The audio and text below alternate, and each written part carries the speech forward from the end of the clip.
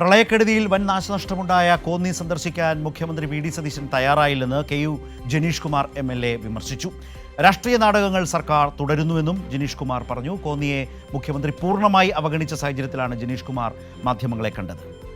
ഉരുൾപൊട്ടലിലും മഴക്കെടുതിയിലും വൻ നാശനഷ്ടമാണ് കോന്നിയിൽ ഉണ്ടായത്.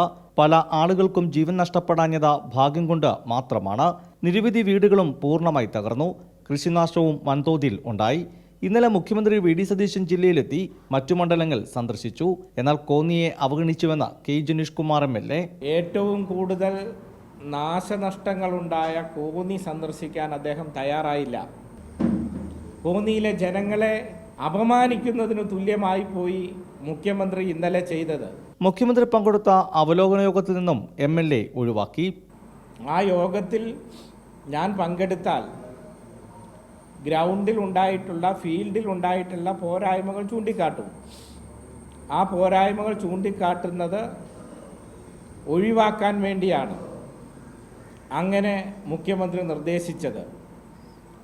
ദുരന്തമുഖത്തും ഇത്തരം രാഷ്ട്രീയ നാടകങ്ങൾ കളിക്കുന്ന മുഖ്യമന്ത്രിയുടെ ശ്രമം അങ്ങേയറ്റം ഹീനമാണ്. മുഖ്യമന്ത്രിയുടെ സന്ദർശനം പ്രഹസനമായിരുന്നു. രക്ഷാപ്രവർത്തനത്തിലും ക്യാമ്പുകൾ സംഘടിപ്പിക്കുന്നതിലും വൻ വീഴ്ചയുണ്ടായി. നാശനഷ്ടങ്ങളുടെ കണക്കെടുക്കുന്നതിലും വീഴ്ച തുടരുകയാണെന്ന് ജനീഷ് കുമാർ പറഞ്ഞു.